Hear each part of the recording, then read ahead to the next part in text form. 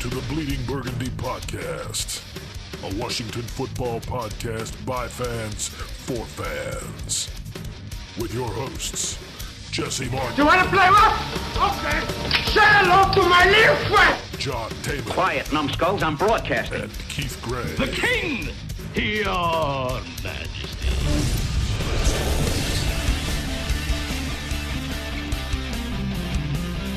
And now here's your host, Jessy Martin. Welcome to the Bleeding Burgundy podcast, where Jessy did not want to host today, so he said, who wants to do it? So none the other, your host for today, that is September 10th, have no clue what episode number we are. It's like 30. 40. Number 40. We are 40. Woo!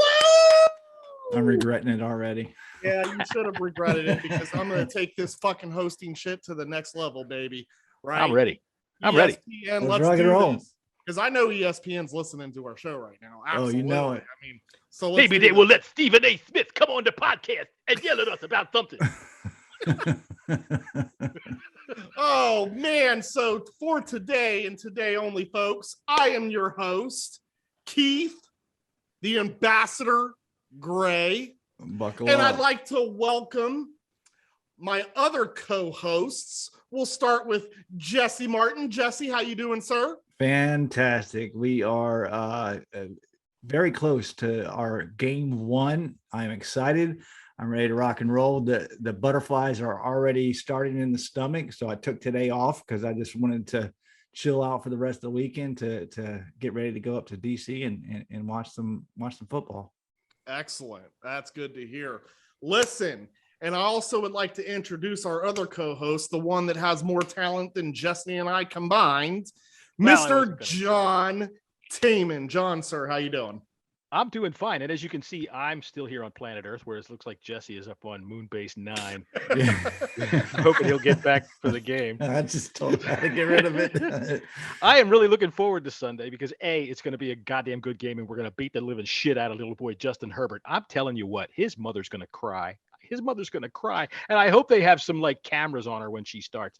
And B, I get to meet y'all. I've never met y'all through this Zoom thing. Yeah. I get to meet a lot of people that I've never met that have been freaking chatting with me and bullshitting with me for 20 years, literally. Yeah, no, Really? absolutely. I completely agree. I mean, that's going to be super exciting. Yeah. I was glad that you said you were coming to the game.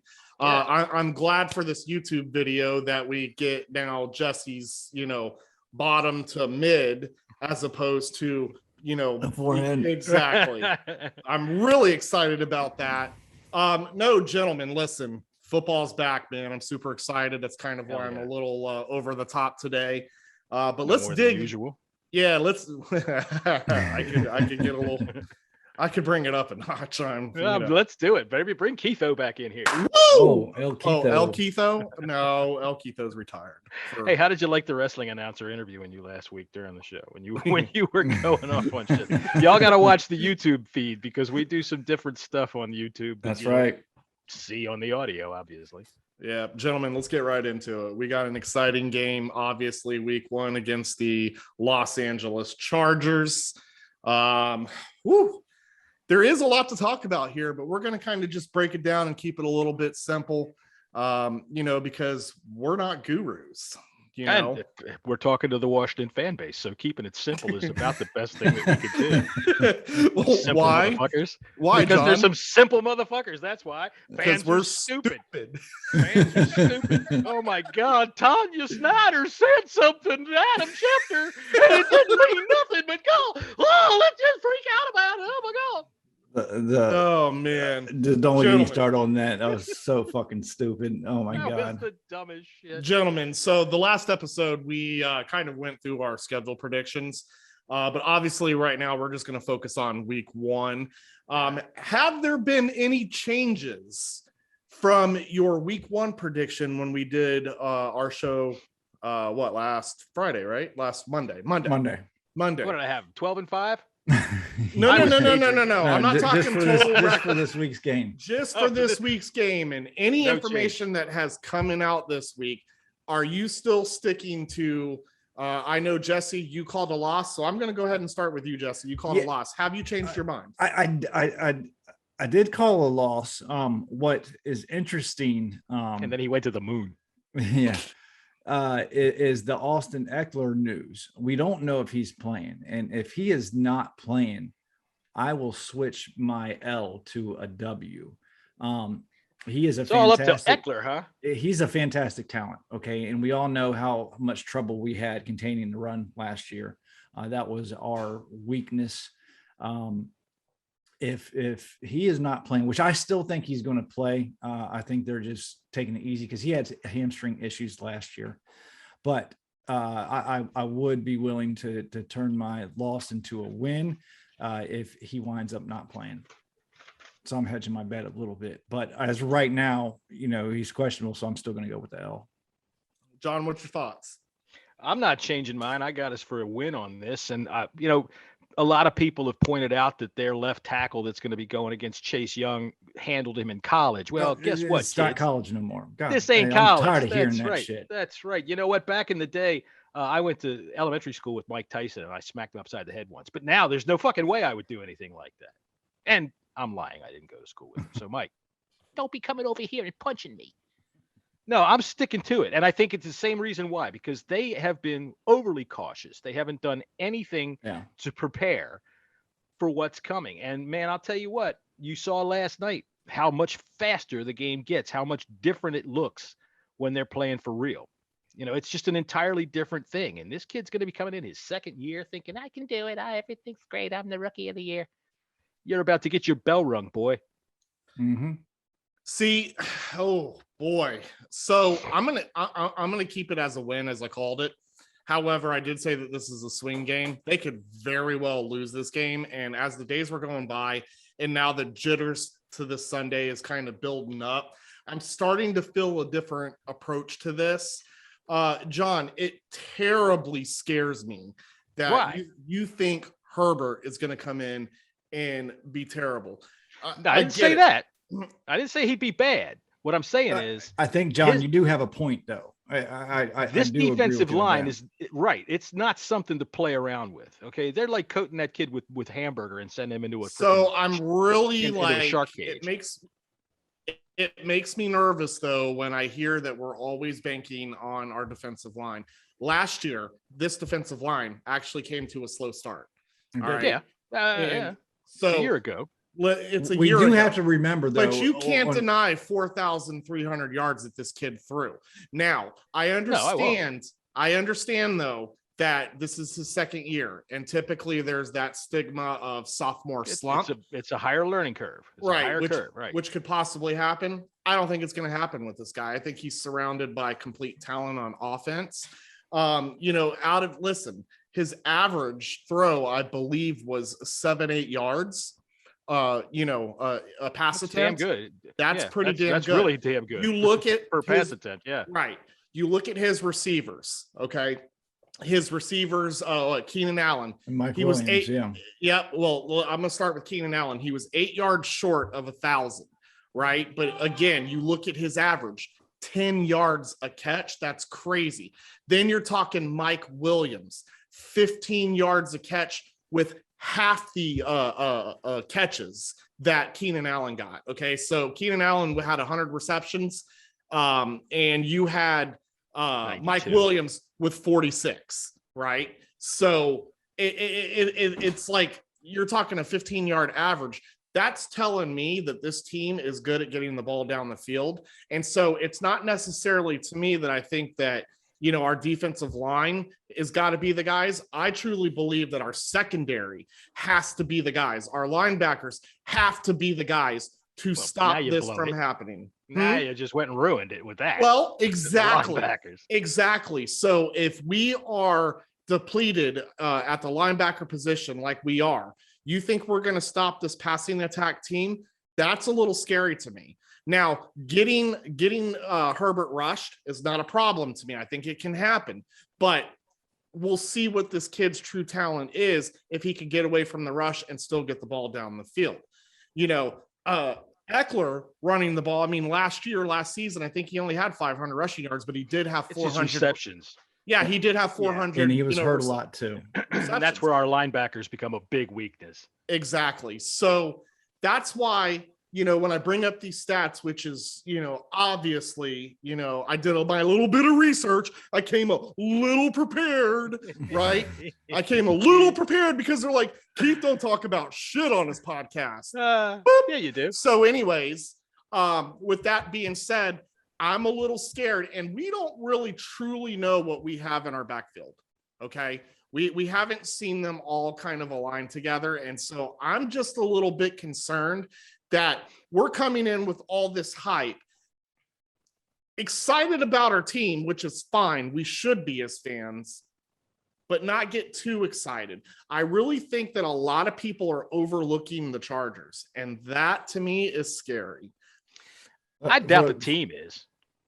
For one, I called the L. Okay, I'm not necessarily overlooking the Chargers. I teams, and we're known for it, starting off slow, but I want to kind of, the Chargers were 7-9 last year, and Justin Herbert, he did have a fantastic year as a rookie. There could be that sophomore slump, like as John was talking about, but the key about his passing yards, they were playing from behind a lot, so that does kind of skew the stats a little bit. I have faith in our defensive backs. I think now with William Jackson III, last year he played Keenan Allen and held him to I believe 3 catches for 4 catches for 30 yards. Just under the bitch line is, I think, where he was. Yeah. Contain Mike Williams, and we got to look out for Austin Eckler. It's who's their we're going to get passed on. I do believe, but if we can limit the yards after catch, the big plays, I think we have a puncher's chance. It really all boils down to how much time you're going to give Herbert. You can't let him leaking out. Hunter Henry, is he still with them? No. Or is he? No, he moved on. He's with the Titans, right? Patriots, I believe. Patriots hurt. Either way, with our linebackers, any tight end has the opportunity to star. But to me, that's the key to the game. You got to keep Herbert hemmed in and keep his time down. Then you can really help your defensive backs.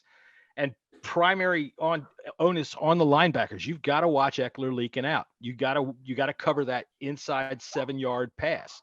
All right, so don't let him get that little 5-yard dumper that turns into a 12-yard gain, and keep him at a 2nd down and 1. That's the one thing about our defenses that have just driven me crazy. It's constantly 2nd and 2, 3rd and 1. Yeah, no, John's right, as he has been frozen. When look at this picture. It looks like he's slobbing a knob. But no, he's right. We have a tendency to give up a lot of yards on 1st down and make it an easy 2nd and 3rd down for teams. So what's your big key to win, Jesse? I mean, there's a couple that we have to do if we want to win. I think, on offense, we have to contain Joey Bosa. We have to know where Derwin James is at all time. And there's a different picture, but even more funnier picture of John as he's frozen. That offensive line has to give Fitz time in the pocket and get Gibson involved early and often, run and pass, to be able to sustain drives and keep Herbert off the field. And on defense, man, the secondary needs to disguise its coverage. Herbert's still young. Okay, you can still freaking confuse him. Move Landon Collins around. Start strong with the pass rush and get off the fucking field on 3rd downs. We had so much, and this goes back 5-10 years. We've had so much trouble getting off the field on 3rd downs that our defense gets tired, they get worn out, and the game gets away from us. Well, before Xfinity did its lovely trick to me again, by the way, I would love to say to Comcast/Xfinity, eat it all. It looked like you were eating your mic. It still does. It still does. The picture's not there for y'all? It went away. Oh, it's still right there for me. It went away on my end. Things with this mic. All right, so it's about limiting the time that they have to throw. Get in there, keep Herbert hemmed in. Don't let frickin' Eckler leak out to the side, and frickin' limit his time to 3 seconds or less. And I think that throw it. Yep, and I think that we do have that front seven that can do that, and I think that is a key. Again, make Herbert make quick decisions. Don't let him stand back there, long enough to think and be able to let plays develop. So let him have to decide between which bone he wants to break. Oh shit, should I let him have my arm this time or my ankle? You are forever like, hey, get injured, guys. I'm not about getting him injured, but it is a game of attrition. Absolutely. All right, guys. Well, let's flip this a little bit. What if Washington goes in and after all this hype that we as fans do, not the team, but as we fans do, where we hype up, the team, we make them superheroes until we get into week 1. What happens to Washington if we take a loss here?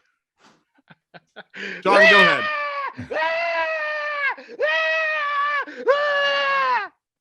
98% of our fan base is just like that. What a fucking freak out. Everything's going to be dude, they're talking Curtis Samuel, another gigantic, huge waste of money. We're going to get into out a couple of weeks. Everything is the worst possible thing ever with our fan base. So that's what I would expect. Even if we win, if we don't win by 50, well, they just suck. They're never going to be able to compete with Tom Brady. Blah, blah, blah, blah. I mean, we're kind of treating Dallas that way. So I guess, again, going back to my original question, what in your mind, John, what really happens if this team takes a loss? In all honesty, nothing happens if this team takes a loss. They move on and try to get ready for Thursday night. Nothing. Yeah, nothing. They look to Thursday night and they move on. They're professionals. The fans, on the other hand, the radio, every single entity that is not the team is going to flip out, freak out, and act like they're in a Waffle House fight the whole fucking week.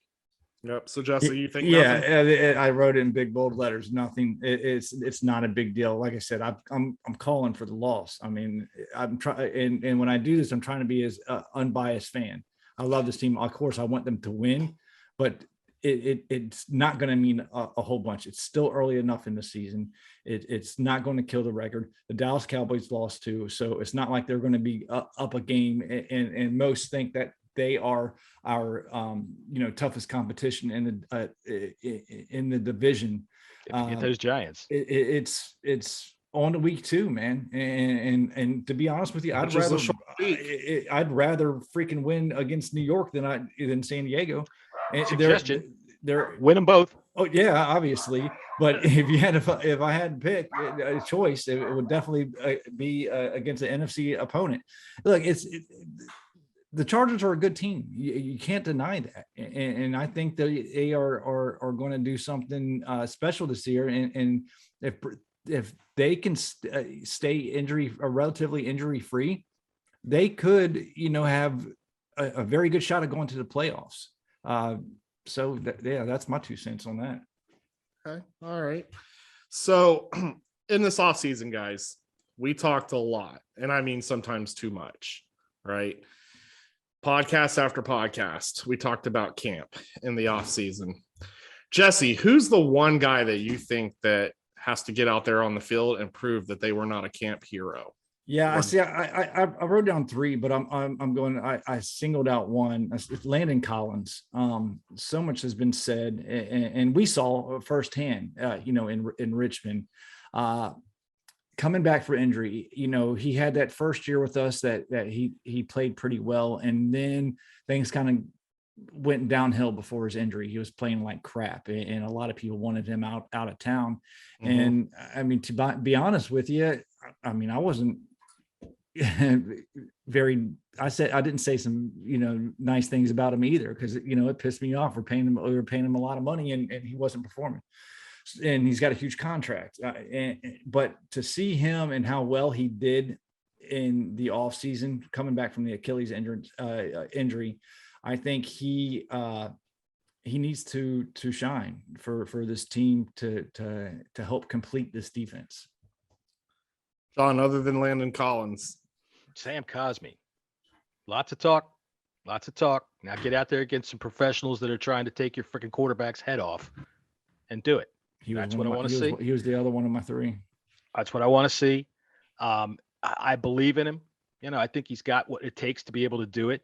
But he's a rookie, and rookies they find out all of a sudden real quick. Oh shit, these guys can do things that I haven't seen yet. So he's my guy. Let's see him step up. I want to see him do it.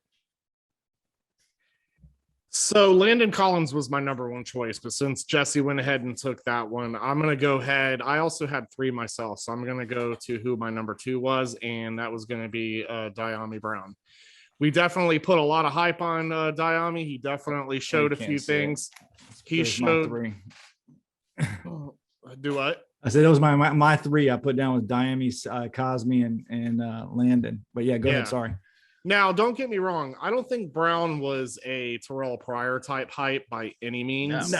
He actually caught a couple of passes. Yeah. Well, so did Pryor, and in Cleveland. Yeah. but Brown isn't scared of contact. Right, but we were also putting, obviously Pryor was supposed to be the number one receiver. Yeah. Okay, so do you remember that video he did of himself in the sand running those wind sprints, and he had that little 3-year-old ran out in front of him, his little 3-year-old kid, and he trucked that kid. I was ready. I was hyped. I was like, man, he trucked that fucking 3-year-old. He'll be I hate you, John. John always throws me off. Yeah, no, listen, I don't think that we hyped, enough to where the pressure needs to be put on him, but we have definitely put number two receiver vibe with him. I feel it. And I don't think he necessarily has to prove us wrong by any means, but I need the fans to either put up or shut up in this. So I want to see if he can. I want to see if he can translate his camp and preseason success this season, and it looks like he might have that opportunity to do it. What I'm hoping for actually is that if Curtis Samuel is going to continue to be out, that it's not Cam Sims that is getting more reps. I actually would like to see Brown. Yeah, Brown should. I think he's got on the depth upside. chart. Yeah, someone brought to my attention, and I went and looked, and I'm like, okay, I don't know what if that means anything, but they got Cam Sims behind. Cam Sims been there longer, but you should. Which is why I think see Brown. Which is why I think though that they're going to put Sams over Brown. I really don't for more reps. I think when it comes to starters, the word starters, I think people put too much into it these days. Other than your quarterback, your offensive line, and maybe your cornerbacks, everybody's going to get rotated in and out. I'm not too concerned whether Cam Sims is out there for the first play or Dyami Brown's out there for the first play. I just have a feeling that when Dyami Brown steps out there and they go to him, the Chargers are going to take notice and they're going to say, shit, that fucking guy can fly. He can play. I think he can play. My thing is not who starts. It's who's going to get more reps at the end of the day and who's going to make the most out of what's thrown their way. So, that'll be, remain to be seen. And that'll something that we can talk about on Monday. Yeah. True. With a positive, because it's going to be a win. And we will be able to mourn the loss of Justin Herbert. Sorry. Dude, you're severely underestimating this guy. No, I'm not underestimating. I just think we're going to kill him. And I mean, when I say that, I mean literally, they're going to have to bring in a hearse to drag him out of that stadium. Oh boy! Listen, guys, back to this again, and the only reason why I'm mentioning this is because Curtis Samuel back in the news again. He was out on the field, got taken out again. All right, week 1, we thought there was a possibility that he would play. However, it's looking like that's not happening. So, should we underreact or do like what this fan base is currently doing and overreact? John, what is our fan base is what? Overreacting. They are constantly overreacting. But what are they, John? Because they are? Okay. Fans are stupid. Fans take a look at the first thing they see and they think that that's going to be what it is forever. Oh, and just for you fans out there, the stupid ones, you know who I'm talking to. Week 1 is a liar. Whatever you think you see this week, you really don't. It's a liar. I'm going to get into that as well. It can be a mirage. Absolutely. As far as Curtis Samuel goes, look, dude, what is the problem? I tweak my groin, tickle it, play with it, pinch it sometimes. Sometimes I pull it. Sometimes I push it. all the time and no problems. I can go out and I can't play football. I'm 58, but I don't have any problems tweaking my groin around. What's up with you? Get off the practice field. Get on the field. I don't understand. Well, I'd like to know the extent of the injury. Like I said a couple of podcasts ago, what is a tweak? This dude's been tweaked since May. Yeah, I'm not concerned in the least.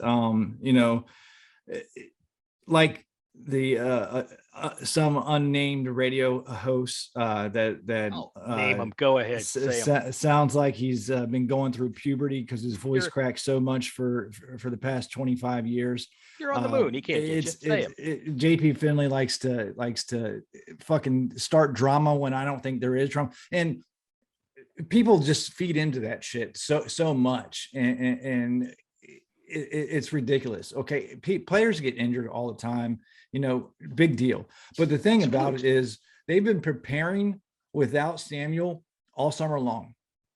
Okay, it's not all spring too. Me.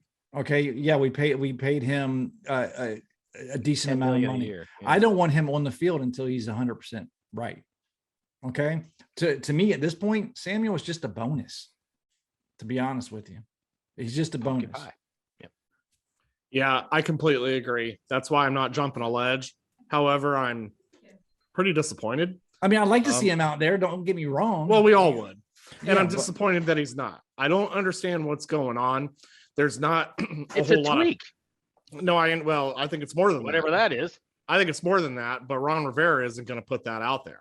Nor should he. He doesn't have we don't have any right to know these. Correct, these because he don't want people game planning against 100%. I'm just saying though, in this case, we don't truly know what's going on.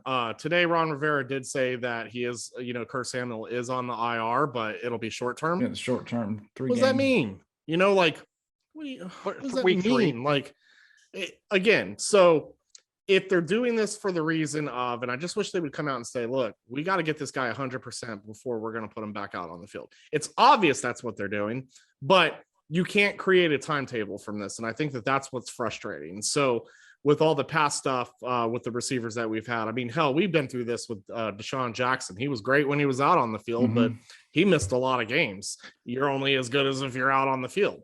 You know what I mean? I don't think it's going to come to that point. And you had mentioned earlier, but is this a repeat of past wide receivers? I don't think it's going to be there. He is a speed guy. He had COVID during his rehab, so he was not allowed to rehab just for purposes. Because from what I understand, Joe Biden is a tyrant. No rehabbing for you. He when he came back, he did tweak the groin again. And for these speed guys, tweak my groin every day. You want to they have to be right before you go, or you're going to just fuck it up again. And that's what happened. So he couldn't rehab. Short-term IR happens all the time. Yes, just calm down about it. We'll see him. If it wasn't for Diami Brown, I'd be feeling a little bit. You're more right. rough. If it wasn't for the other pickups that we got, absolutely. But I think we're in good shape. Do. We are in good shape. I just, what is a tweak? Does that mean he's got a small tear? What does it mean? What exactly is wrong with him? So that because I do have a right to know. I'm a fan and I'm stupid, and I think I should deserve to know everything. But what is it? What is a tweak? And when you say short-term IR, I get that probably means by week 3 or something like that. But so if we're waiting until he's 100%, where is he now? What is he, 75, 60? Where is he? What's a tweak? Well, I think that's the problem is because there's not a timetable on this. Listen, my point of view is this. There's not even a definition for it. My point of view is this. I'm not jumping a ledge because Kurt Samuel isn't in the game. I am like Jesse. I do look at it as it's a bonus. Listen, we spent all fucking summer talking about we got a fantastic wide receiver core. Depth, right. Yep. From starter to depth. So, should we be worried? No, not since we spent all summer talking all this shit about how great, the core is on our team right now. Especially compared to what we had last year. I mean, Jesus Christ. Sure. 100%. It's a million times better. It's like on the moon. Hold on, though. It's a million times. Well, okay. Obviously not a million times better. No. I'm not taking 800,000. I'm not taking what you said literally. I'm just saying anything. I mean, a dead horse was better than what we had. Pretty much. Yeah. Okay. So Terry and a dead horse. I think we do. That's who we played against the Cowboys with in the first game, right? Yeah. 100%. Dead horse definitely, I think, ran a 3-2 on the That's 40. right. Dead horse had 3 catches for 22 yards. Right. So my, I don't even know what my fucking point is now, John. I hate you. I didn't do it. You brought up the dead horse. You brought up his catches. I think your point was we're going to be okay. We're going to be said fine. the dead horse went 3 for 22 yards. Anyways, oh man, okay, I lost it. Listen, I guess it's just one of those, you got to be careful. I don't think we really know what we truly have to begin with. We haven't seen them collectively together. Exactly. So I don't think there's it should be any much worry about it. Play this next man up. You play with what you have available, and what we have available isn't bad. I mean, look, you can say what you want about Humphreys, but he's a solid slot receiver. We have Brown, we have Cam Sims that knows the system, and we have Terry McLaurin. I think we have a solid rotation, and I think that's why we'll be fine. Yeah. So just to finish my point, I think I would rather use a dead horse for my cable provider than Xfinity. Oh, moving along, gentlemen. We had our first NFL game last night. We did. NFC East rival Dallas Cowboys played them Buccaneers. Now, before this game, right, it was expected from our fan base, and I'm going to assume it's because they're stupid. They're stupid. They're stupid. And it's not just them. Fan bases are stupid. Fans are stupid. Just kidding, fan base. We love you. Anyways. Only the ones that are listening. We truly underestimate, or did we underestimate? I say, did we underestimate the Dallas Cowboys last night? We obviously saw the game. Everyone was calling saying that Tom Brady was going to throw the ball all up and down the field, and he did. He did, which proved Dallas's defense was awful. But ultimately, I guess my question is what do we think? Because we talked a lot this offseason, though. We talked a lot about who would be the competition in the division. There's a lot of people that started changing their minds when they were seeing Dallas play last night, and they were seeing Dak throw the ball.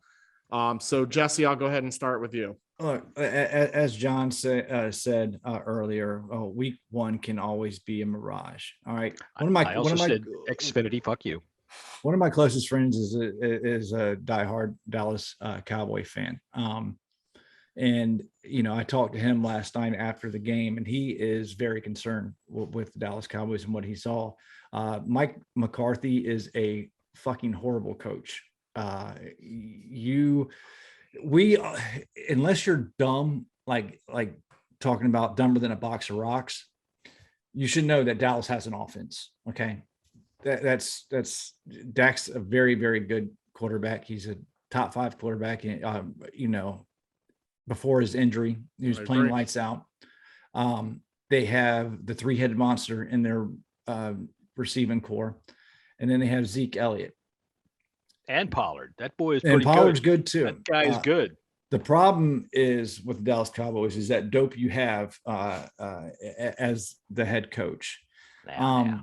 He's a good boy. He listens to what I tell him. When I call him down on the microphone and say, we're going to run this play, he does what I say. Now, when $15 off. If he's going to throw Dak 60 times a game, his arm's going to turn to a noodle by week 6. Maybe. They're going to score some points. The problem is they won the turnover battle by 3 turnovers. 3. Okay. Yeah. They had over 400 yards or 500 yards of offense, and they still lost the game. Their defense is still fucking putrid. Putrid? It's awful. Their defense is right. It's not good. Micah Parsons looks fucking lost. Keith, at times he really was, yeah. Yes, he has athletic ability. They have Travion Diggs is the one and only bright spot in that whole entire defensive lineup. that's still not going to help them out. But they can score points, and you're going to have to keep up with them, or you're going to have a really good defense to stop them. That is the only threat. I do not trust McCarthy. I think he's going to keep them out of winning the playoff game, to be honest with you. So I'm going to go ahead and take this one, John, and then I'm going to save the best for last. Okay. So I personally thought this was not going to be a close game. I didn't think it was going to be a crazy blowout, right? But I did not think it was going to be a close game. Again, you're talking Tom Brady, Super Bowl champs. Let me ask you a question before you go on. Were you ever in doubt that in any time during the game, were you ever in doubt that Brady was going to lose that game? I kept saying to myself, they're going to fuck up and lose this game. The Bucs are going to fuck this up and lose this game. They're going to fuck around and lose this game. I was never in doubt. I tweeted out when there was a minute and 52 seconds left. As long as you knew he got the ball, yeah. I immediately said that's too much time for Brady. Now, I wasn't going to predict that he was going to go down, but he's obviously been known, and it's helped make him the greatest, quarterback of all time, with these comeback type wins like that. He is that good. He is that good. He is that good. And, he's a quarterback that when you play against him, you never want to doubt him. You want to hope that we kill him, but if you don't, you're in trouble. Because and the Bucs did not play their best game on offense or defense. Absolutely not. Absolutely not. Let's be honest. Tom Brady just knows how to dissect that field. I think the Cowboys played their best game that they could, but the Bucs didn't. Right. Well, that was more of, that to me was more, I think, because Dallas was in the game, you have to actually take a look at what Tampa did. And they made a lot of mistakes, and those mistakes could have been super costly, especially that Godwin drop or fumble at the end. And that wasn't the only one. I mean, there were a couple other turnovers as well that was keeping Dallas in this game. So really, it was making it look like Dallas was, going back and forth with Tampa, but it really wasn't the case if those turnovers wouldn't have happened. So that's why I still stand on, I don't think Dallas is a terrible team. I did not think they were a terrible team. I just did not think that they would be potential competitors for a division, for the NFC East. I'm still sticking with, I think the Giants are going to be sneaky this season, but it's a problem. Trust John Mara. And also, too, again, and I'm going to bring up the stats. I mean, how could you not?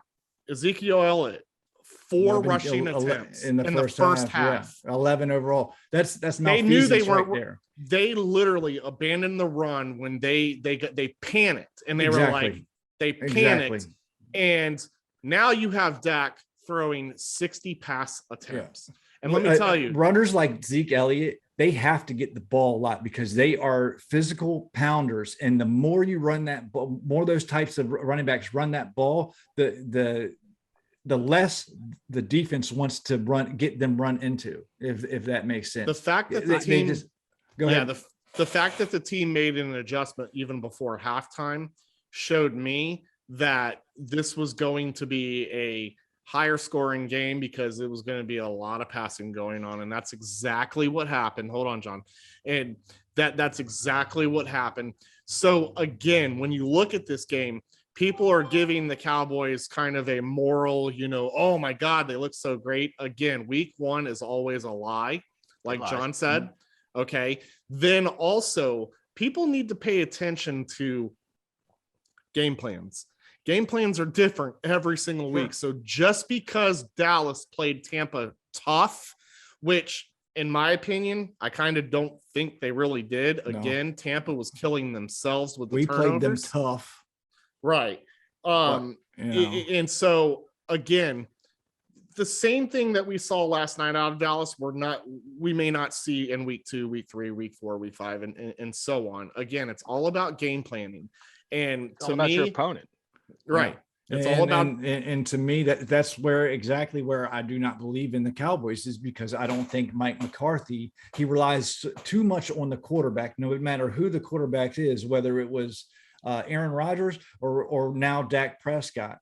He's not a game planner. I do not believe in him whatsoever. and you have Micah Parsons as your mic, and there were some plays out there where he did look lost. Now, someone on Twitter, which correct me if I'm wrong, I've never heard of it, but there was a play that got put on Twitter from Parsons that, I mean, it looked like it was super lost, but this gentleman saying that that's an actual technique called the robot. I've never heard that. But I'm going to tell you this. If that's true, my man, I have a robot that cleans my floor. My man looked like a looking robot like out that. there, because I'm telling you, I don't care if you can call that outer space. I mean, Jesse's in outer space right now. That's right. Call him a robot. Do the robot for us, Jesse. He played like a robot and he looked lost. And I called that shit. I called that shit beforehand, and I don't care what anyone tries to tell me. Here's what I'm going to tell you. He's a rookie in his first game against Tom Brady and a Bucs offense that is stacked. Oh, I know, but Brady sucks. Get out of here with you. No. Look, I don't think he sucks, but I think that you can always take a little bit of tape here and there out of context and say, okay, he's doing this and look how lost he looks there. At the same time, he's a rookie in his first game. He's probably not going to look so good, especially against that offense. And since it's now my turn, I got some points to make. Hey, I'll agree with you there, by the way. I don't think he sucks. Game planning. He's not smart, but I agree because I'm a Penn State fan. I know they had to tell him, look, the ball is on that side over there. Go get that. So, okay. That's not going to work in the NFL, buddy. Right. He's going to have to come along pretty quick. Did you see the videotape of him from Hard Knocks cutting a fart in the linebacker meeting room and the coach yelling at him? There you go. Hey, there were a lot of questions with him on Hard Knocks too. So, hey, look, here's the thing. That offense, I don't think looked like a fluke. I know week one lies, but we know Dak Prescott can throw the shit out of the ball. Absolutely. Amari Cooper looks every bit like what everybody thought Amari Cooper was going to be. CeeDee Lamb is a beast. CeeDee Lamb, as long as he can catch the ball, right? As long as he catches it, once he gets the ball in his hands, the dude is badass. Yeah, no, you're right about that. Gallup played well last night. Every receiver drops balls. I don't want to hear it. Well, and then you can tell when their voice goes down a little bit. But the bottom line of it is, when you come to a game plan, I think McCarthy, you can tell he's stupid because literally when you look at him in an interview, one eye goes this way and one eye is going off over here. And, Jerry likes that because he can see me up in the booth when I'm telling him, look here, I told you to throw a goddamn swing pass. So as a matter of fact, before we're done, if you guys want to ask Jerry a couple of questions, I'm sure I can get him to talk about the game. But no, seriously, their offense looks like what you think it should look like. Yeah. And just because they didn't run Zeke last night, I have a feeling that wasn't because they panicked or anything like that. Because look, Brady went down and scored on their second possession, and the Cowboys answered just like that. They answered so fucking fast. All right. Wasn't it Lamb caught a touchdown on that first drive or second drive of the Cowboys? Either way, they answered quick and they kept it tight through the whole half. It was 21-16 for most of the game, it seemed like, until it started to bust loose a little bit late in the fourth quarter, and they had the lead all the way up until 1:15 to go. But that's too much time for Brady. So I honestly think whether or not McCarthy, McCarthy knows how to game plan or anything like that. You ever hear him talk? He's fun to listen to when he talks. He sounds like one of them cartoon dogs. He does. He sounds like a real dumb idiot. Hey, you go out there, throw the ball, Dak. But to play a shootout, I think that in today's NFL, to be able to shoot it out with a Super Bowl champion that's stacked like that on offense, that can make you a good defense. Know what I'm saying? Yep. Jesse, did you have something? I had him losing by 18 points. I had him losing by 18 points, and they surprised me. I picked him in our at work. We're in a big pool, against the spread, and then that spread was at 7.5, and I picked Cowboys to cover. I figure I thought it was going to be a little bit lower scoring the first game of the season, but I think the score is a little bit skewed. I just don't think the Cowboys played as good a game as most think. To be honest with you, you can't. But they're often you can't deny their 1 yards passing. Listen, you can't. Their offense looked like it can be scary, but I'm not ready to give them Hall of Fame jackets yet.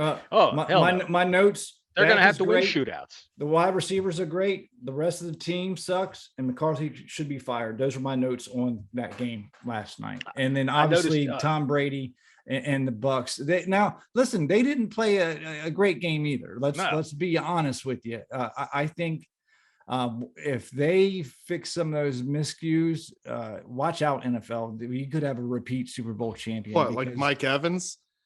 That guy looked like a dead horse out there. Well, Mike Evans threw it to him one time. Yeah, that was it. Listen, Trayvon Diggs covered him like a wet blanket. He did a very, very good job. But you still have Antonio Brown, which is another reason why I hate our fan base. Okay, and they're stupid because I get it. Sorry to cut you off, Jesse. No, but when Antonio Brown was going through his wild situations, and I get it, there were a lot of them. People were calling this man a head case. I'm gonna tell you what, listen, that off the field stuff, I don't even care. If you can ball and we need you, especially with the receiving core that we had last season. Now, granted, he would have had to have want to come here, and so and I just don't think not everybody meshes in every place. Yeah, that's true. And I know Ron Rivera wants having Brady in the building is a that means something. That means something. This coach. I'm with that. I understand that, and I understand that. That's why we didn't. But it'd be nice to have him. I'm with you on that. But listen, guy was pretty clean last season. And he's going to be clean this season. And he is back to AB, as we know, on the field. Okay. And this is kind of why I feel like it's overrated when we're like, oh, we're changing the culture here. Look, if your culture matters. Stop. If your culture, stop it. Yeah, if your culture, hold on, shut up, both of you. Yeah. What Mr. I'm trying to say, I love both. Gave him power now. Gave him power, Jesse. I love both of you, but shut up. What I'm trying to say is if your culture has changed the way that we said it changed last season, Ron Rivera can change Antonio Brown. I don't care what anyone says. He could very well could, and you have a point, but maybe Antonio needed it. Maybe okay, but someone needed to help the man. Clearly, he needed help, and if Ron Rivera is that guy that can change a football team, then let's not run away from a guy who mentally needs help. Let's bring a guy who has freaking talent on the field, right? Let's bring him in. Huh? Darius Geis has talent. I see what you're saying 100%. He was finger banging Nemo. I'm not interested in that. During the time that he was available, during the time that Antonio Brown was available, Ron was still trying to clean up the office. I get that. And listen, and I get the concept. I get it. Okay, and I'm not against what you guys are saying. I'm a believer in that. But now, I believe that these 2 years, but I believe it could be something like that. Could happen, and it would be a good place for someone like that to come in. I don't know that it's overrated when a 6-time Super Bowl champion says, "I believe in you." When the greatest of all time is calling your phone, I think that gives you that extra added incentive and that boost, and maybe that little bit of confidence to say, maybe I'm not such a head case.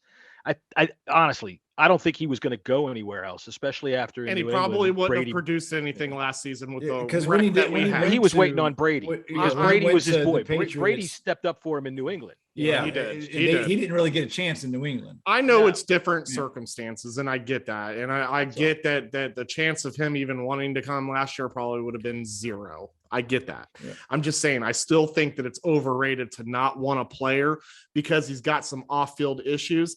His issues were issues, but they weren't like Darius Geis issues. So there's no comparison there. He just had some mental situations going on that for some reason the guy just was a little wild, but at the end of the day, he was super talented. And I'm glad that he's back. I'm glad that he's being the AB that he is. I wish I could have him. I wanted him. The league needs players like that. 100%. You know, sure. They do. They really, really do. And like I was saying, once Ron locks down the culture and cleans out the culture here, we can afford to bring a player, a quote unquote head case in like that. But he was up to his freaking shoulders in dog shit here. I think he was also targeted a lot too. He was not Terrell Owens crazy. Yeah. He was a different type of crazy, but I also think he was targeted to where he was losing his mind crazy. But either way, he's not on our team, so it's kind of is a moot discussion. But I still think that I see your point, though. I definitely see what you're spilled milk. Yeah. I would like to say this about Monday Night Football and to the NFL in general. Roger, we just love Sean Hockley. We all love watching referees inject themselves into a game and make sure that they have at least 24 times on camera to be able to tell us how they are fucking up the fucking flow of play again and again and again. Did you guys notice there was a timeout that was called and everybody jumped, and then Hockley stepped in to say that the timeout had been called before any fouling action occurred. And it struck me. I guarantee you that is what that son of a bitch looks at a football game like. Just one continuous long fouling action for him to throw flags at. Look, NFL, we don't tune in to watch referees. I get it when they got, when it's a flagrant foul or something that's obviously going to give a fucking unfair advantage. But Jesus Christ, this fucking guy will throw a flag on a goddamn dragonfly if it flies in front of one of the lights and he can't see for a half a second. Every fucking play. I kept saying, oh my God, really a flag? Oh, no kidding. Another fucking flag. And not to mention, though, it's not even just the referee; it's also the rules, the rule book, the rule book behind it. It's kind of starting to ruin the game. It needs to be cut in half. Because any big type of play that happens, anything you can call a foul, it's questionable. Oh, there's a foul on every play. Is it a catch? Is it not a catch? Was there pass interference? Was there not pass interference? Yeah. Was there this? Was there that? And so what it does is it opens the door for debate for fans, local, national media to, lessen what truthfully happened. This wasn't like this in the 90s, but that's also because players could play tough. And, if a pinky hit a quarterback, they weren't throwing a flag. For one, what they've tried to do is they've tried to put a rule in place for every single situation. And now the rule book is so cumbersome that they can't call the game properly. That the players since the 90s are much faster, they're much bigger, and they're much more specialized. So everything in the game has changed to make it harder to call the game, except for the referees on the field. They might be a little bit younger, but there's still only, 5 of them? Or 6 of them. They don't have what they need to be able to call the game properly. And what they've done is they've made it harder for them to do it. And this numbers change is going to make it even harder for them in some situations. But that's a whole other kettle of fish. The fact of the matter is the rule book is out of control and it's taking away from the game. In the 90s, we also didn't have the opportunity to drag everything down to the smallest minutia. Oh, look, that blade of grass has white paint on it and it's sticking over this way just a little. Right. And his toe is touching it by a molecule. He's out of bounds. Yep. And this is just part and parcel of our society now, in which everything is a game of gotcha and everything is I'm going to win at all costs, no matter how fucking stupid I have to make it to do it. It's also the owners getting involved and saying, how can we protect our investments? Protecting these silly ass rule. No, because wide receivers are investments too. I'm just saying in general, players are investments. They're worth millions of dollars. They're getting paid millions of dollars. And but see, we're paying the money to watch them beat themselves up. So God damn it, give us what we want. Right. Well, exactly. I agree. Gentlemen. Who was it was complaining the other day about how, I can't even remember what the basic gist of it was, but the bottom line is if you watch football, you've already made freaking peace with yourself as to what you're actually watching them do to their bodies. All right. Or at least you better have, because if you haven't yet, you're too young to see any of your heroes grow up to be 50 and 60 and can't walk. So enough with all of this false fucking concern about, everything and this and that. Play football. It's a contact sport. Play it like that. Yep. And fucking Sean Hockley, get off my television. That's why they get paid the big bucks for playing a game. That's why they get paid generational money, because they take years off their life to do this. They really do. They die at a younger age. And so if you're a young football fan, you better make peace with what you're actually watching them do. Exactly. I agree. All right, gentlemen, this is the time in the show where typically Jesse would say, what welcome to Keith's Corner. I have no idea what he's going to say. He didn't do this and he didn't say that. And I have no idea. And really, if he says something off the wall, don't message me because I want nothing to do with it. So I decided, let's take Keith's Corner out since Keith is hosting the show today. And doing a fine job, I might say. Thank you. I mean, I'm not really good at this, but anywho, headband. Gentlemen, new segment, not Keith's Corner, new segment. Never have I ever. I want an opportunity for you guys to rant, even though I have a never I have ever, we can all do one, I'm sure. Never have I ever. Absolutely. But I see, the evolution of this podcast was Jessy was the nice guy. Keith was going to be the bad guy. Right.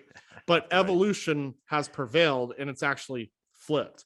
Jessy is actually the asshole and I'm the nice guy because I'm associated with nice people. Wait, I can't. I'm an asshole. Oh, ridiculous. Bro, you were first time on Twitter. First time Jessy, I was on you've the evolved since I've known you.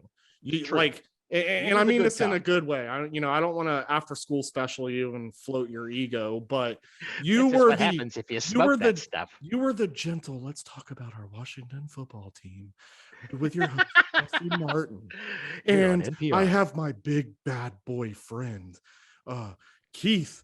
Mr. KG Skins 26. What's going on, Keith? And so then Jessy expected me to be like, oh, fuck everybody on Twitter. I'm a fucking troll. I don't even know how to make troll noises, right? But see, I didn't live up to that expectation. So I think Jessy was like, look, I got some shit to say.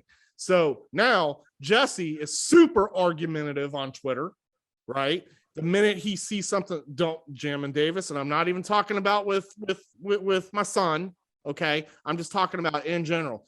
Jessy, if he sees a point on Twitter and it ain't right to him, he's in that mentions and he's telling you why you're wrong. I'm going to call you out on it. Listen, I'm going to call.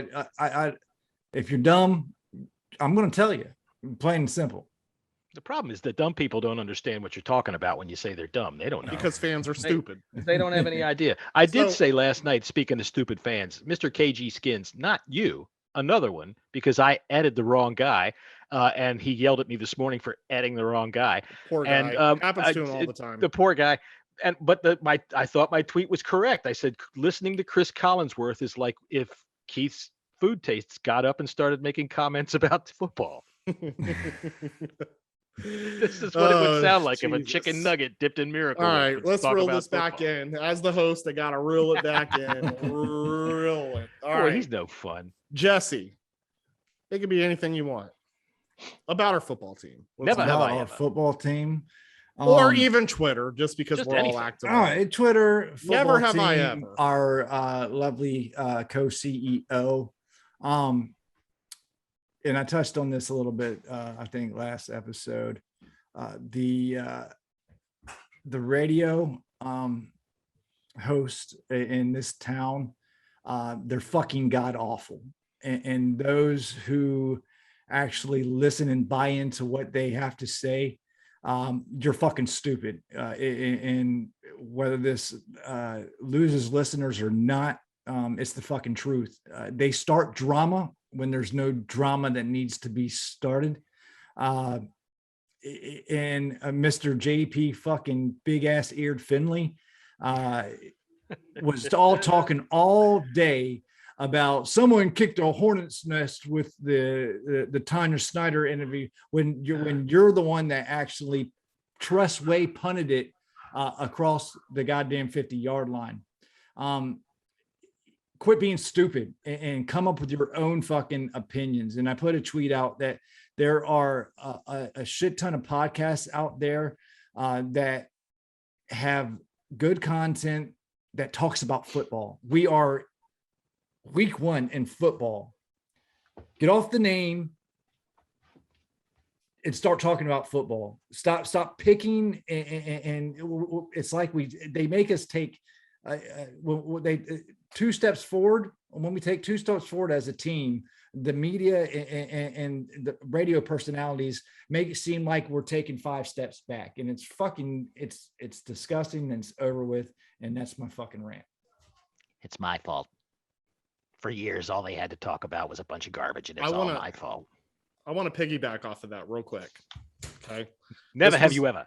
This was not mine though. Okay. So I'm still going to go with that, but I want to piggyback off of that. It's a segment called on their show called Bleep You Thursday. And they allowed someone to come on here and mention someone by their name. Yeah. Okay.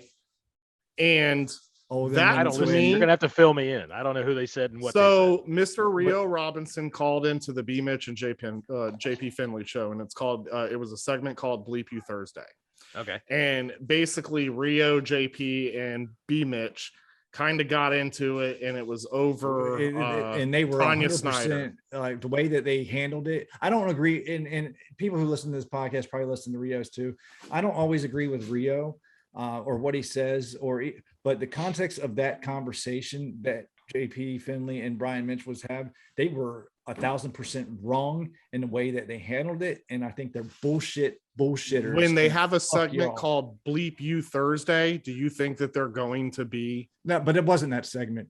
Wasn't that segment. That is correct. They wanted for fans' opinions about the nothing. But I know that. I know it wasn't that segment. But when they have a segment like that, and they're allowing people to call in, and they're allowing people to use names, they're allowing people to be negative towards other people, is where I have the problem.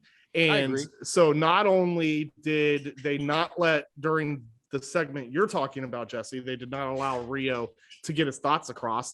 What they did, which was what every radio host that loves conflict does, is they overtalk the phone caller to make them look like they're the idiots. Yeah. And when they hung up on Rio, it came across as Rio was the idiot. And that's not what I liked, because Rio was not able to get all of his points out. If you're going to have a segment where you're allowing someone to give their opinion and you don't listen to their entire opinion, then that's a problem. It didn't fit their narrative. Okay? Correct. And that's where.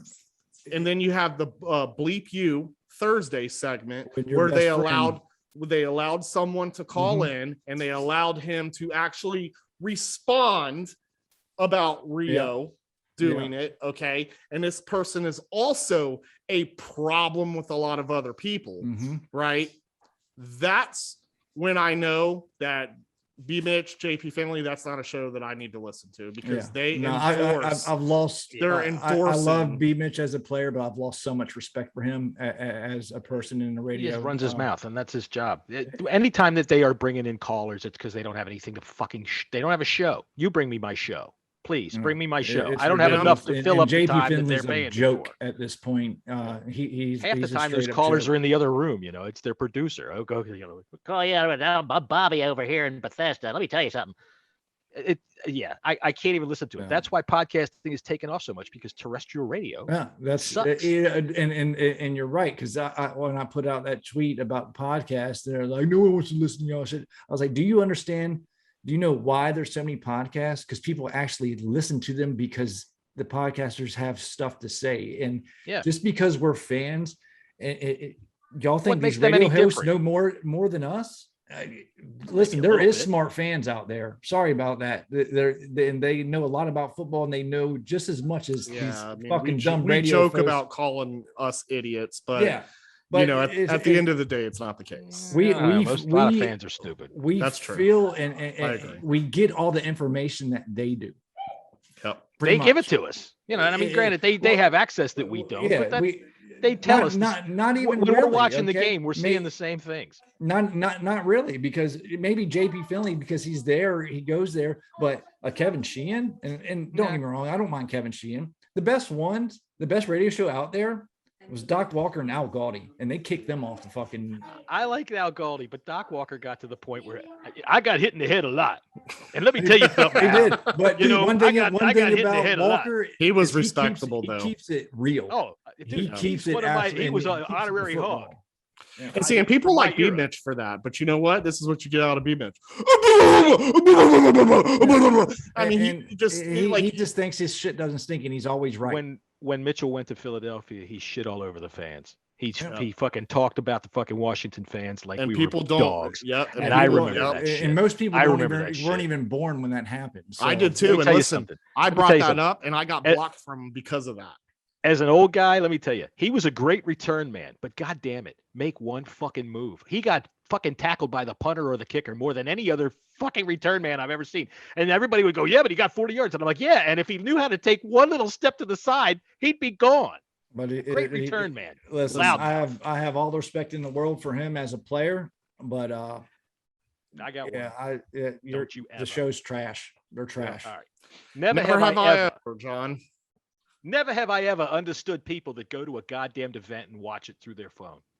You see the game last night, and every time you could see the crowd, everybody in the front row that paid hundreds of dollars for their tickets, they're watching the game like this. More than $100 for that. Stadium. Hundreds of dollars. They're watching the game like this so that they can not watch it later, or so that they can watch it later and go, look, this is what I missed while I wasn't watching the fucking game that was going on right in front of me. Look, people, experience life. You're not going to experience through the phone. Get that trash off the screen. Hi. That trash shirt off the screen. Hi. Yeah, it's all right. Her season's coming. She That's can a have her ugly talk color now. of green. She can have her talk They're now. This cussing is you like out. right now where she is right after like the fourth shot of tequila, where she's feeling great, but in a half an hour she's gonna be throwing up all over the place. So that's where she's at with Philadelphia. Anyway, that's my what don't you ever. I'm watching the game last night. And I mean, even the fireworks display before the game, there's people videotaping it. Two things. A, you're not going to watch it, and nobody else is either. Nobody fucking cares about your fucking tape of the fireworks. No shit. So that's Like my. when everyone I can't records have 4th of July. Yeah. I and don't. Oh, I don't either. Look at it. It's up in the sky. I'm not gonna Oh, watch it. fireworks. Well, Stay Seen a home and million watch it on times. TV if you want to watch it. On I TV. could watch it from You my got roof. you got a bigger TV at home than this, Yeah. right? You can watch it at home just fine. Hold on. Keith, Let's Keith, look. I think it's your turn. Or it's not. But no, yeah, I think that's stupid. You're Never paying have I ever let an $500,000. Eagle fan disrupt my podcast. Seriously, like so disrespectful. It's just He's Eagles the host fans. now. All right, never have I ever. Never have I ever seen a group of people the way that I've seen these Red Wolves. These people that support that name They jumped your are ass yesterday. absolutely relentless. Okay, I think the whole name thing is relentless at this point in time. well, Go ahead. Go ahead. buckle up, buddy, because I ain't stopping. But I also don't have an agenda either. Okay, Command. because I'm not in love with the name Commanders. I'm in love with their logo. I'm in love with what I think you could build around that. But shut up, Jesse. But I also understand why people don't, right? That's because I'm objective. What frustrates me, and it usually comes from the Red Wolves crowd, is when you argue with them, they'll be like, well, have you seen any other concepts? I don't see anything out there, but there's 15 million Red Wolves concepts. Sure. So And what by happened fans that put them out there. So that's Right. just a dumb argument. is exactly. So send out a little thing that a gentleman, Brad, did for me. Another fan ambassador for the fashion group. He's also a graphic designer. DM me and he's like, hey, I kind of made this for you. What do you think about it? That's the one with the W with the stars in the Yeah. in the center. Yeah, I saw Yeah, that. I like that. That That wasn't in too the bad. Pentagon. That looked Yeah, pretty listen, cool. it was simple and clean, and that's what I liked about it. And it used the original colors. I Okay. like the black on the I like the face mask. stylized. Yes, W he changed in it there. too looked good. because so he had a version where it was, the burgundy and gold, and then he had the burgundy and black with the black inside the logo, which I thought looked, really well too. Listen, the idea behind it is that it's simple and clean and that it can be done. It's just it takes certain people to want to put the time into it. And if you don't love the name Commanders, you're not going to take the time to design something. That's just the way it is. Right. And so my point is this, though. Why is it every time if I mention something about, hey, this is, Commanders, this is kind of why I wouldn't mind supporting the name, even though I'm not in love with it, but here's how I could support it. And you get 55 million people that come in. This is why I hate the whole name thing right now. No, Red Wolves. No, stop. Yeah, it. that's why I hate. That's why I'm over just it. building conversation based upon the tweet that I put out there. I One of don't these need. days, I don't need to see the same Red Wolves image that I've seen 365 million times. Yeah. Okay, I get it. You like the Red Wolves. Shut up. I'm not talking about the Red Wolves. I'm talking about Commanders. Now, if you have input and if you can be objective, I'll be more than happy to hear your input. And if you say you don't like it, fine, not a problem. I'm not going to tell you why I think it's better than Red Wolves, because I just don't care about the competition between Commanders versus Red Wolves when none of us have an idea if those two names are actually in the running, which a lot of people have said, oh, they've already got the name chosen, which I do believe that's true. I think so, right? too.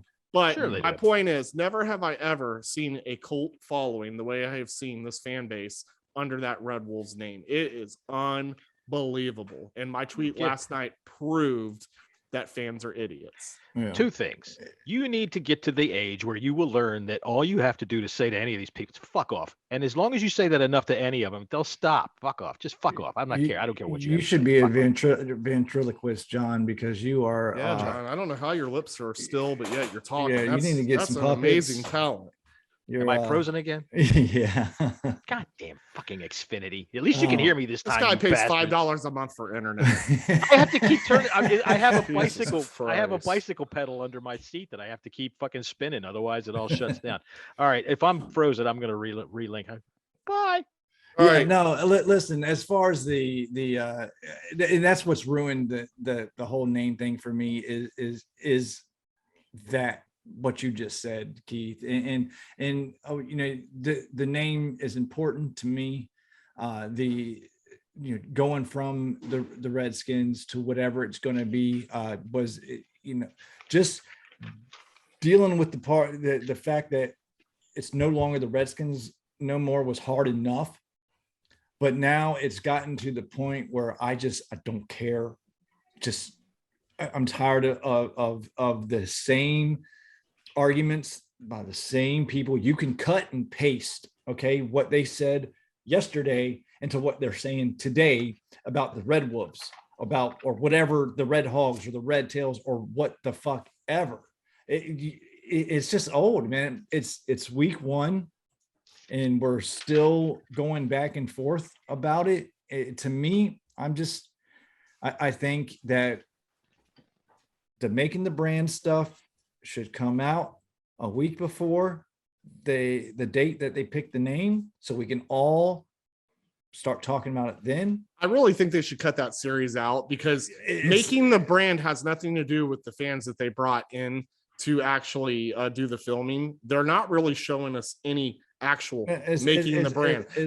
They showed us concepts on the last one, and every single one of those concepts were garbage. Even the Commanders one, in my opinion. Maybe we're going to be the trash men. Well, yeah.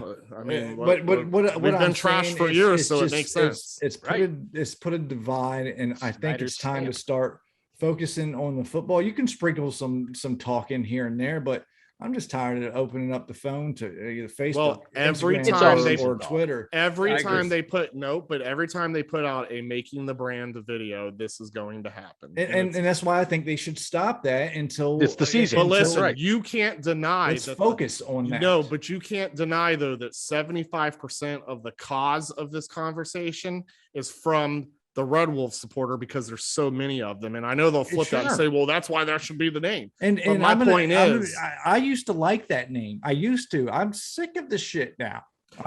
Listen, and that logo that was put out yesterday, right? There was a lot of people that were like, I don't really like the name Commanders, but that is, that's a clean logo, or that's nice, or that's fire. There was a lot of positive comments to that, and it was even people who did not support the Commanders' names. Those are the people that can be objective, and those are the people that need to see that Red Wolves is not the only thing that's out there that makes sense for this team to name themselves. And what about the Red Commanders? The Red Commanders, or the Russians. Well, I mean, you're not far off. We will make you fumble. We will hit your quarterback, make him fumble. God, that was terrible. Look, gentlemen, all right, look. Here's what I learned about the whole name thing. After they changed the name, because I'm an old school fan, I go way back. All right. And after they changed the name, I found out that I didn't really care nearly as much as I thought I might. When they changed the Washington football team, okay, well. When Sunday came, I'm watching the game. I didn't need to know the name of them to know who I'm rooting for. When they announce the name, whether it's Commanders or Red Wolves or Condom Heads or whatever it's going to be. Well, I know that your name is John, so I don't need to know that. I don't even need to call you John anymore. I'll just call you human.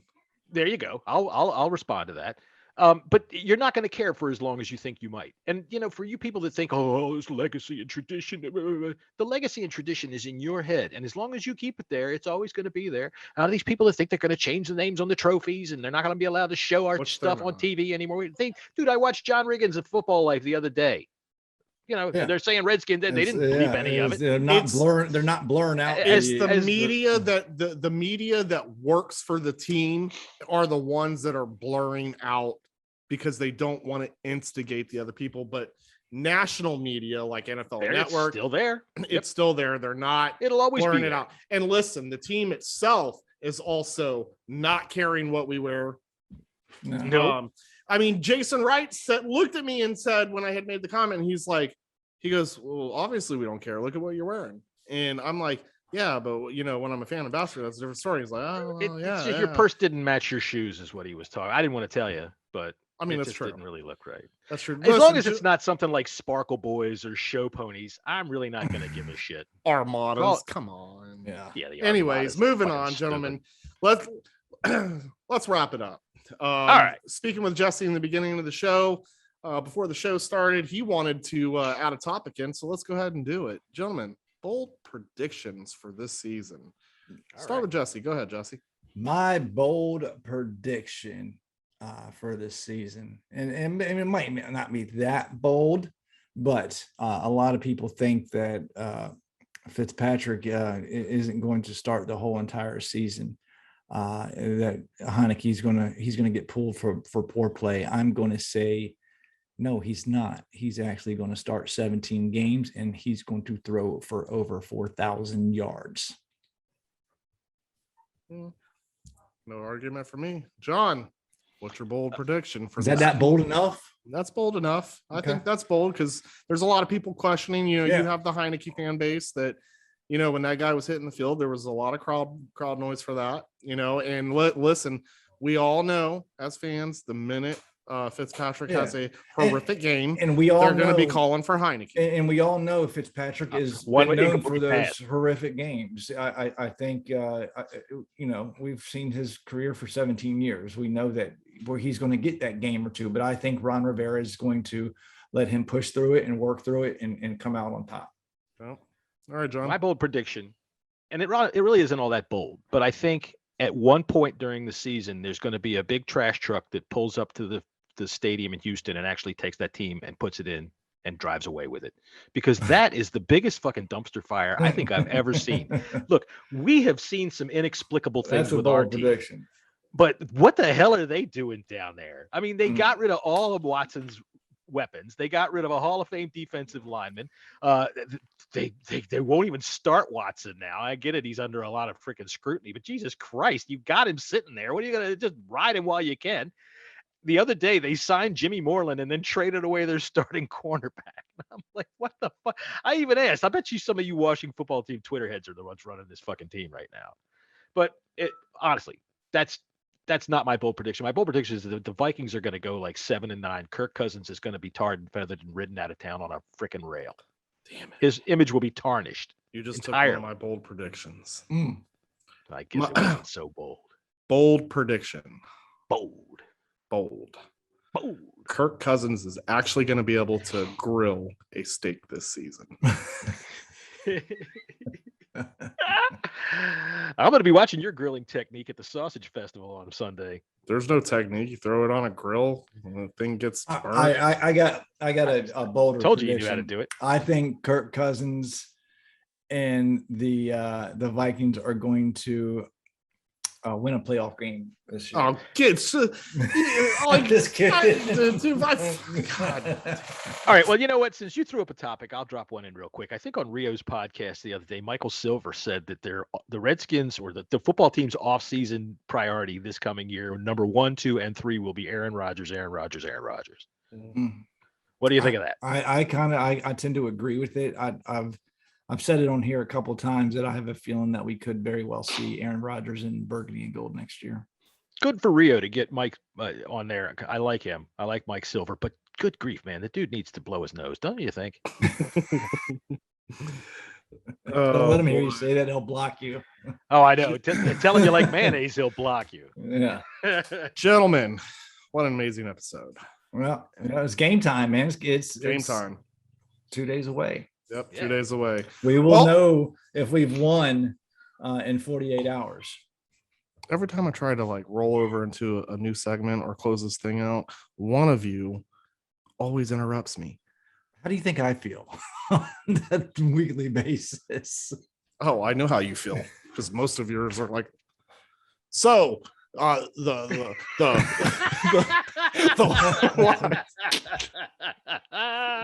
so I got a pretty I'm gonna go forehead. ahead I and can't talk. help it. I'm gonna go ahead and talk about my football team. No one knows. He said he wasn't high enough on the camera, so he went to the moon. Listen, this Sunday, can't wait to meet you, John, for the first time in person. Jesse, can't wait to cheer on.